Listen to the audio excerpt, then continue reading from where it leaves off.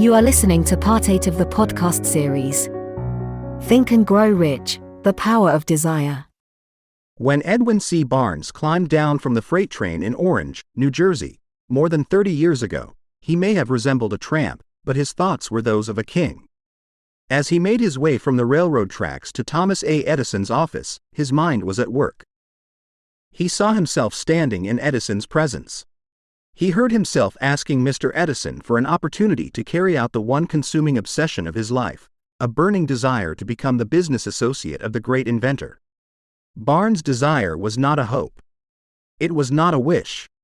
It was a keen, pulsating desire, which transcended everything else. It was definite. The desire was not new when he approached Edison. It had been Barnes' dominating desire for a long time.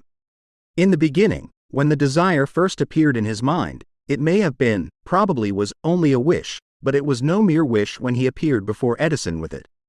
A few years later, Edwin C. Barnes again stood before Edison, in the same office where he first met the inventor. This time his desire had been translated into reality. He was in business with Edison. The dominating dream of his life had become a reality. Today, people who know Barnes envy him, because of the break life yielded him. They see him in the days of his triumph, without taking the trouble to investigate the cause of his success. Barnes succeeded because he chose a definite goal, placed all his energy, all his willpower, all his effort, everything back of that goal. He did not become the partner of Edison the day he arrived. He was content to start in the most menial work, as long as it provided an opportunity to take even one step toward his cherished goal.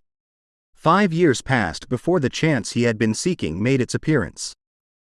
During all those years, not one ray of hope, not one promise of attainment of his desire had been held out to him.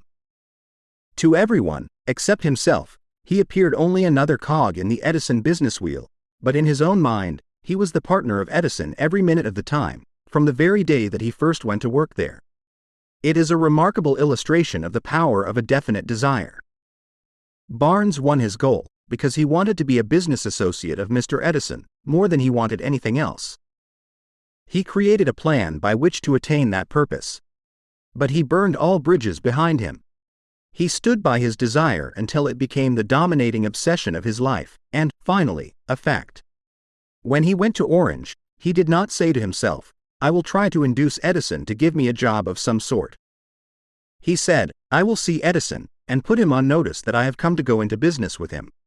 He did not say, "I will work there for a few months, and if I get no encouragement, I will quit and get a job somewhere else." He did say, "I will start anywhere. I will do anything Edison tells me to do, but before I am through, I will be his associate." He did not say, "I will keep my eyes open for another opportunity, in case I fail to get what I want in the Edison organization." He said, "There is but one thing in this world that I am determined to have, and that is a business association with Thomas A. Edison. I will burn all bridges behind me, and stake my entire future on my ability to get what I want." He left himself no possible way of retreat. He had to win or perish. That is all there is to the Barnes story of success. A long while ago, a great warrior faced a situation which made it necessary for him to make a decision which ensured his success on the battlefield. He was about to send his armies against a powerful foe, whose men outnumbered his own. He loaded his soldiers into boats, sailed to the enemy's country, unloaded soldiers and equipment, then gave the order to burn the ships that had carried them.